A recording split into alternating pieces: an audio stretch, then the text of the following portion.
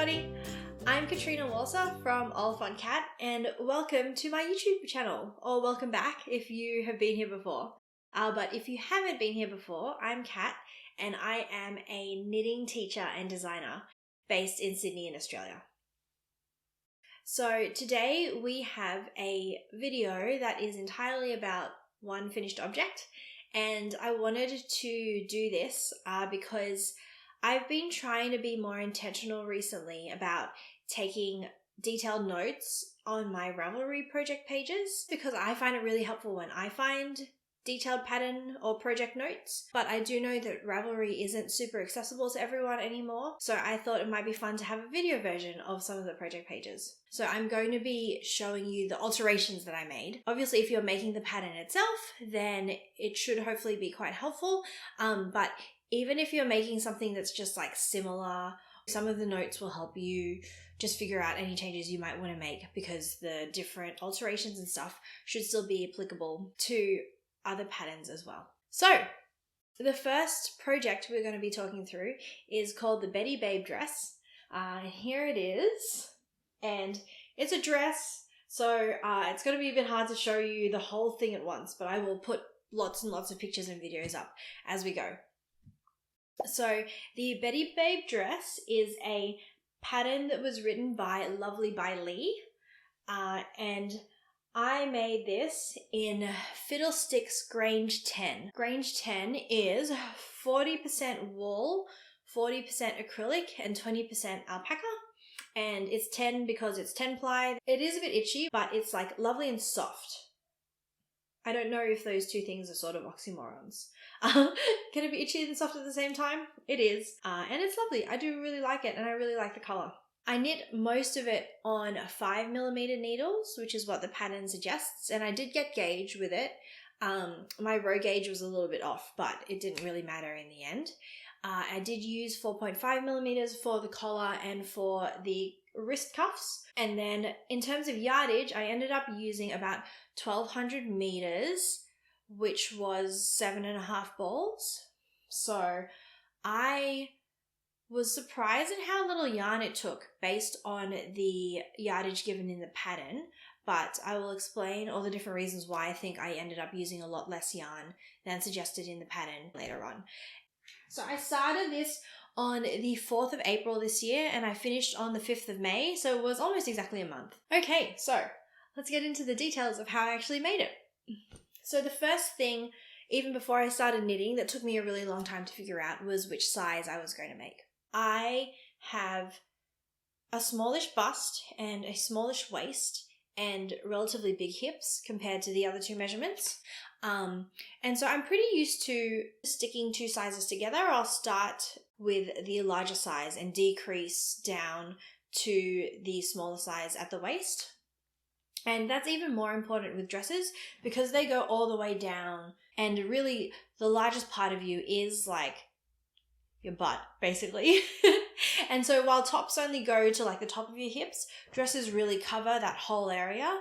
And so the like difference between my hip size and my waist size was sort of even more exacerbated. So I ended up casting on the medium size and then decreasing all the way down to the small.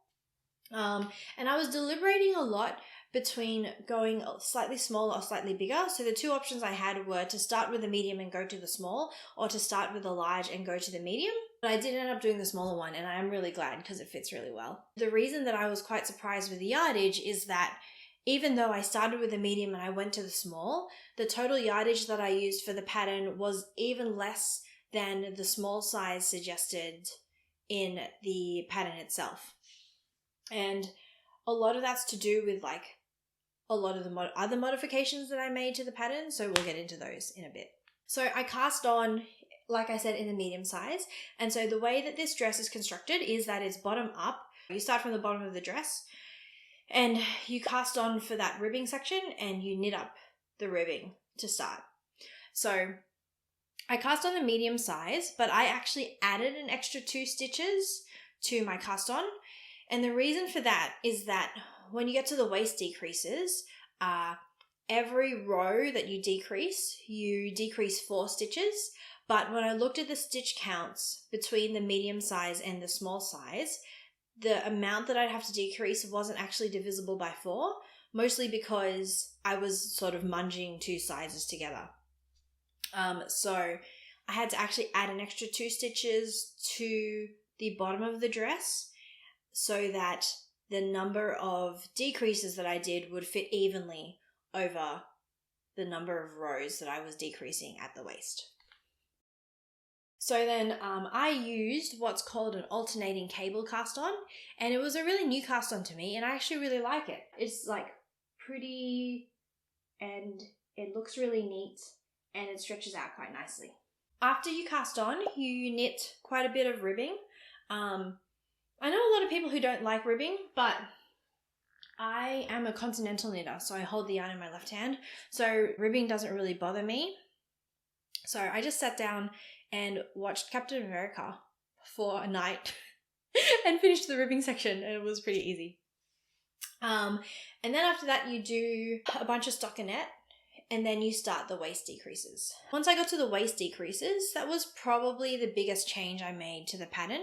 And this pattern's really good in that Amanda, who is the designer behind Lovely by Lee, she's written like an entire page of modifications you can make to the pattern to help it fit better on your body. And so one of them that she suggested is the one that I did. You cast on for a bigger size and you decrease all the way down to the smaller size at the waist decreases. So normally the waist decreases go over like a very small number of rows, but because I had so many more decreases to do, I didn't decrease more every round.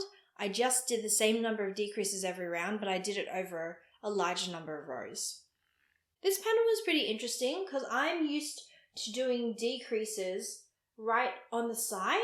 So like doing a set of decreases up what would be the side seam if it was a seamed item. But this has you do the decreases sort of further in. So you can see 2 spots here where there are decrease lines, and then there's another 2 spots that are the same in the back, and those are actually the points where you're decreasing. And so because I was doing more decrease rounds, that's why this line is actually quite long. If you look at other people's projects, the line is like a little bit shorter. So the other change that I had to make in the decrease section was essentially how you do it is that you put a marker in the row to show you where to do the decreases. And because I was going from the medium size to the small size, I took a look at the small size and checked where it would have put the markers in. And then I figured out how to translate that into the medium size. And then I did the decreases there. So that way, when I finished and actually like finished the decreases, the markers were where they should have been for the small size, not for the medium. So after I finished the decreases, I tried it on. And trying on bottom-up knits can be a little bit tricky. You have to sort of hold it about where you're hoping it will sit, especially because like if you're trying to on something top down, you know exactly how it's going to fit because you like put it on and it goes on your shoulders and stuff. But going bottom up, you have to sort of estimate where it is. I'll show you a video, but you can see me just like holding it in place. But that's okay. You just sort of figure it out. I did have to put both halves of the dress onto 2 separate cables of my interchangeable needle set. The cable that I was knitting it on was too small to go around my waist, and especially trying to get it over my hips. So I just split the stitches up over a couple of different cables and put the stoppers on the end of the cables just so that I could actually try it on. And that fit nicely, so I kept going. So from that point, you knit some more stockinette until you get to under the underarms. And I knit to the length that was given in the pattern. And then again, I tried it on just to make sure that I was sort of splitting for the underarms at the right point. And it was too big, like it was too long. So I have a relatively high waist compared to a lot of people. I'm quite short. Well, not quite short. I'm like average height. So I'm 164 centimeters, which is 5'4", I think. So I have a relatively high waist, and so that means that whenever I'm knitting a pattern, the waist shaping is closer to the underarm split than it is for most people, so I often have to change that length as well. So I frogged it back a bit. I did do a little bit of maths to figure out exactly how long I needed that section to be.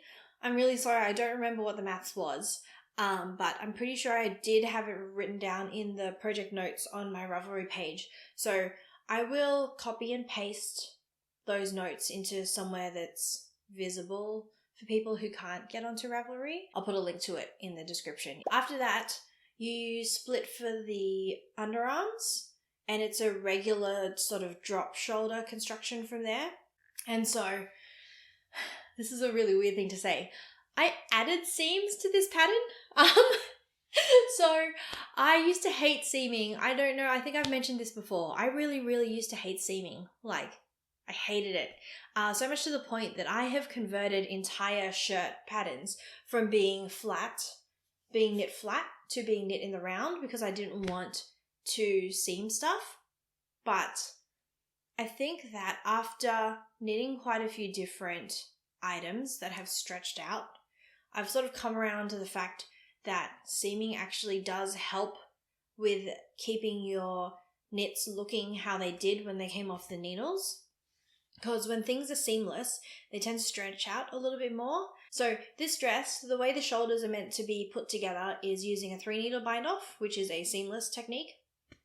But what I did instead was I bound off the stitches, all of the stitches for the shoulders. So the front 2 shoulders and the back 2 shoulders, I bound them off and then I seamed them together using a crochet hook. So the only reason why I am okay with seaming now is that I learned how to do crochet seams because I hate mattress stitch. So I learned how to do crochet seams, and I have made a tutorial about that if you want to go check it out. But I seamed the shoulders together with my crochet hook. Before I did the sleeves, what I added was the collar. So the pattern's really cool in that it gives you lots of different options for different styles of collar. The one that I chose was called a mock turtleneck. And so that's what I initially started out doing. But because the yarn was a little bit itchy, I knit the height of the neck that it suggested for the mock turtleneck style. But then what I did was I knit the same amount or the same length of ribbing again in a different color. And the way that I make sure that the color doesn't end up picking out over the top is that I do the first part in the main color, and then I'll do a couple of rows still in the main color, and then I switch to the contrast color. And that way when you fold it over, those couple of extra rows that you did in the main color, make sure that all you see is green. I actually knit a row of pearls into the middle of the ribbing, and so when you fold it in half, that row of pearls becomes this nice, like, neat edge at the top. And then I didn't really know the best way of joining it into the inside. I was trying to do a bunch of different fancy things with, like, knitting some live stitches into the inside edge of the dress, but I ended up just binding off all the stitches and then just whip stitching it down on the inside. So here it is. This is this, like, beautiful sort of jewel-toned purpley color. The yarn was from Jorstad Creek. It's called Arranmore. I don't remember what the colorway was, but it was a skein of yarn that I've just had sitting in my stash for a really long time. So it was a nice opportunity to use it. And it just makes this really cute, like, peekaboo collar inside. At that point, I had a lovely sleeveless dress, which actually showed a lot of people, and they really wanted me to keep it sleeveless just because they thought it looked cool, but I had lots of reasons why I wanted the sleeves, mostly because they're balloon sleeves, and that was, like, the thing that drew me to the dress in the first place. After that, I added the sleeves. So I hate sleeves. I have to do them 2 at a time, or I never finish. And also doing things 2 at a time, make sure that they're the same length. I do magic loop with a really, really, really long cable.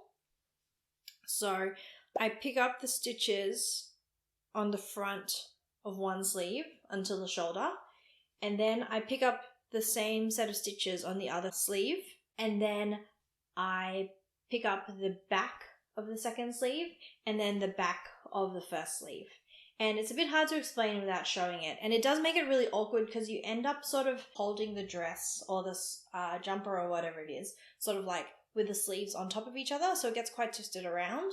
But I don't know, if I didn't do that, I would just like hate making the second sleeve even more, so I just put up with it to actually get it done. The pattern calls for you to make the sleeve quite long, and that was just going to be too long for me, so I ended up knitting it to 19.5 inches.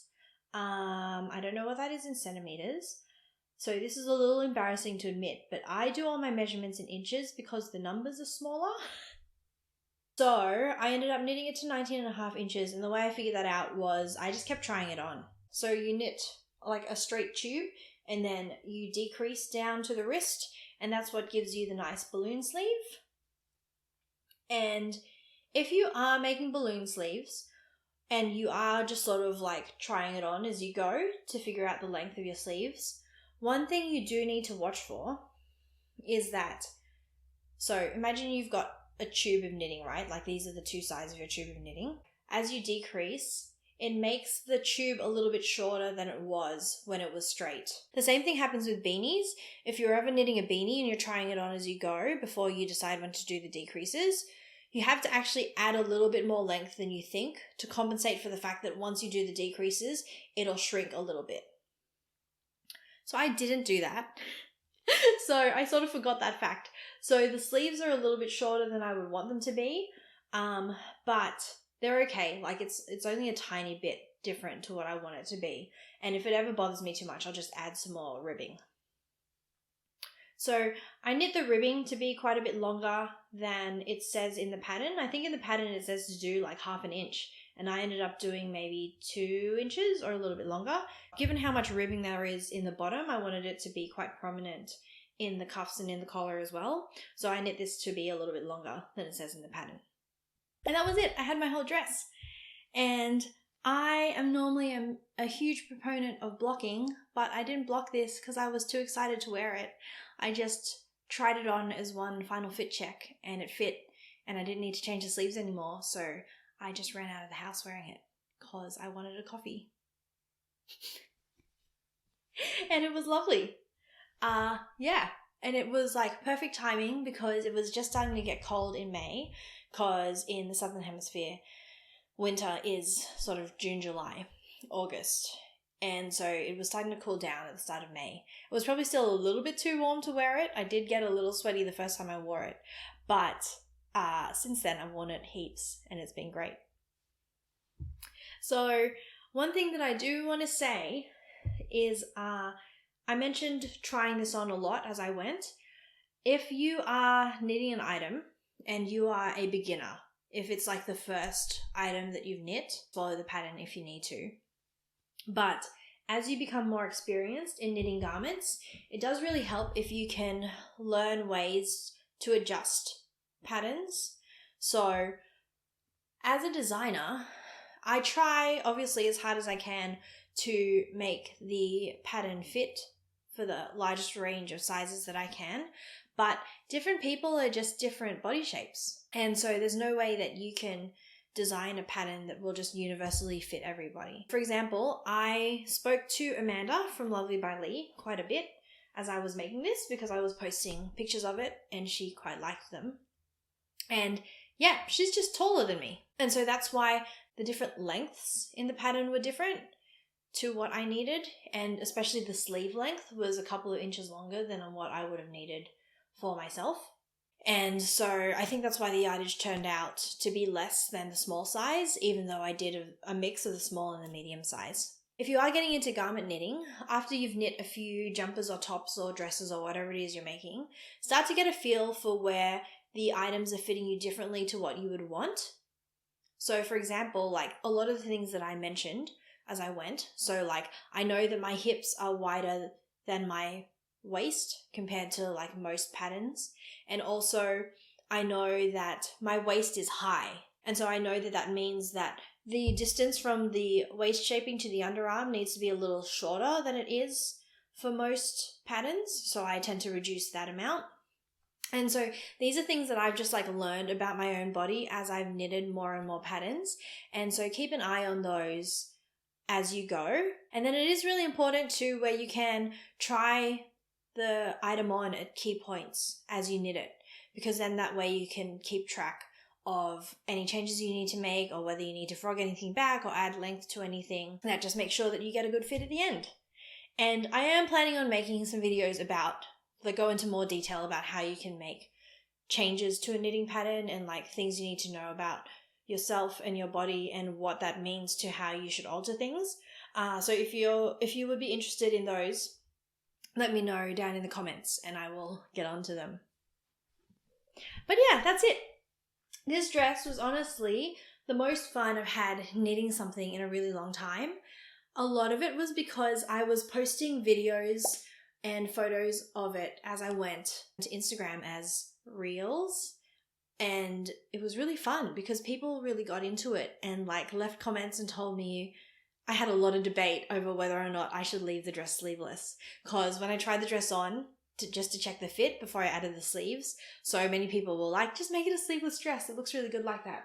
So yeah, I had a lot of fun talking to people about the dress as I made it. It's made me like more excited about posting to Instagram again. So if you do want to follow along with future makes, my Instagram is @OliphantCat, and I post videos every Thursday night Sydney time.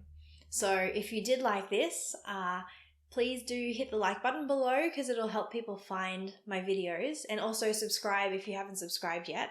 I am planning on doing a giveaway when I hit 200 followers. So definitely just subscribe because it'll make the giveaway happen faster and you'll be the first person to hear about it. So that's it for today.